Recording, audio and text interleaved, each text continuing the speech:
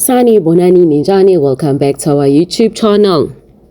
This is KZN Podcast, your channel, my channel. If you like the channel, please do subscribe. Also do watch the videos, and then also please do leave a comment, and you can also engage it. Today we're speaking about cats on his 20 29 lives. Vuskhet Mahlala, who happened ukuthi uvelile izolo enkantolo yase Alexandra kanye nonkosikazi wakhe, and ibheli iphinde yahlehliswa okusho ukuthi usaqonywe estoksini, ihleselwe uSeptember. Inkantolo isadinga isikhathanyana nje esithe ukuthi xaxa ba-check izinto ezithile ngaye ukuze babone ukuthi uyamgranta i-bail noma abamgrant yini bail. In that case also uKate lo, and then there is uKT, uMolefe yena oboshela indaba kaDJ Somebody nayo on the other side wanqatshelwa ka i-bail yize asho ukuthi usemdala uyayidinga uyayideserve. Kanti ke ezintsha noma ezingekho zintsha, we aware the fact ukuthi after la usomabhizinisi lo kuyesiqala i-commission, le commission le bekumele iphenge kabanzi ukuthi uSenzo Mchunu, the suspended police minister, yini ebimhlanganisa nalezi gebengu lezi njengoba umkhwanazi enza lezo zintsholo etshela izwe lonke. So ke i-commission ke leyo ke yenzela ukuthi bathole ngempela ukuthi ngabe khona into ebandakanyisa uMchunu kanye nazo lezi gebengu lezi.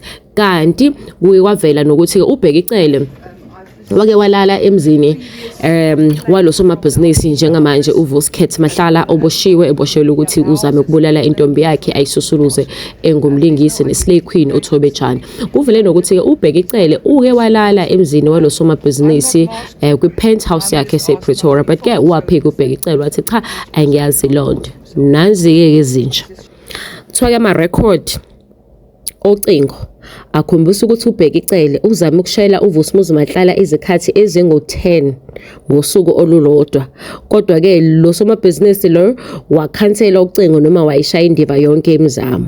10 missed call in a day trying to call another man. Guys, 10 missed call is when you calling your boyfriend engabamba ama-phone calls akho and uyamncenga udidekile or whatever, like so ma-record ayaveza ukuthi ubheka icele uzame ukufonela uVus Mahlala ngolunye usuku kwawu-10.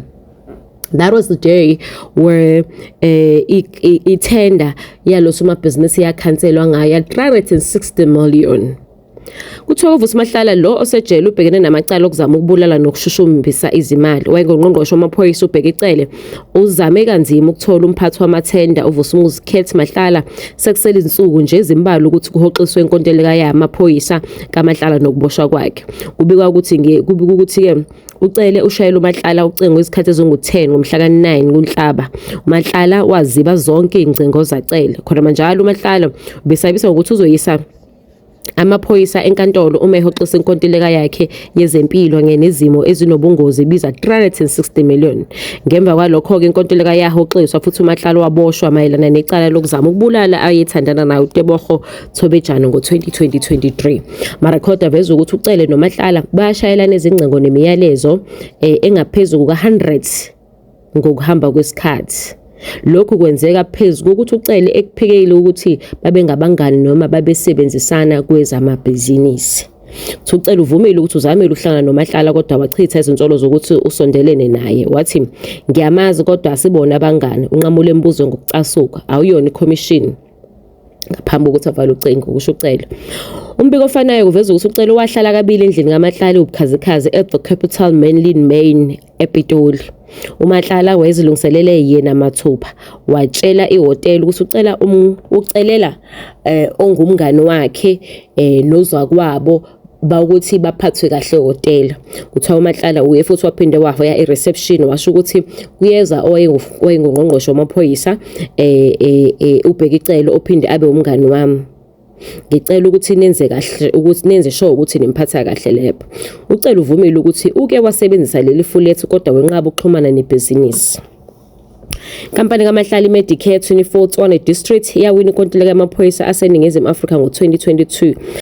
Le nkampani yize incanyanyana kodwa yehlula izinkampani ezinkulu zomshwalense ukuze zithole lesi sivumelwano esinemali enezinzuzo engaphezulu kwamaphiliyoni. Kuthiwa-ke inkampani kaMahlala i-Medi24 yaphindeke yathola amanye amathenda amaningi yize ucele eseshiyile okwakunezinsolo zokuthi kungenzeka ukuthi ucele ushiye vele seyilungiselele le nkampani. Abaphenyi bophiko oluphenya amacala ayisipesheli kanye noklebe babevele bephenya uMahlala mayelana nezinkokhelo ezisolisayo esibhedlela saseThembisa nowahlaba umkhosi uBabita Deokaran ngaphambi kokuba bulawo. Komishana wamaphoyisa kwaZulu-Natal uLieutenant General Nhlanhla Mkhwanazi uchaza uMahlala njengomuntu owayesebenza umshoshaphansi owabamba abaholi bamaphoyisa. uMahlala manje ugqunywe ejele ubhekene namacala ahlanganiswe ukuzama ukubulala, ukushushumbisa imali kanye nokwephula umthetho. Uke wamataniswa futhi necala lokuzama ukubulala usomabhizinisi uJoe Ferrari Sibanyoni kanjalo noDJ Fate. Justice sishilo ukuthi-ke uyena-ke uMahlala-ke izolo uye nqatshelwa ibheyili okwamanje. Ubheka iceleke uSamile ekuthenini ababona abangane yize ahlala endlini yalo somabhizinisi. But guys, uhlala kanjani endlini yomuntu ongayena umngane wakhe? I don't know. Uze kufone isona isigebengu straight ehhotela sithi umngane wami uyeza ubheka icele nosomabhizinisi bakhe nize nibaphathe kahle lapha phezulu kwi-penthouse yami. Ama-record aveza ukuthi 100 times they've called each other, they've exchanged messages. But then you still deny to you know this person. What kind of denial are you actually doing, Begecel? But anyway, this was the story for today. Please make sure you do subscribe and you do press like.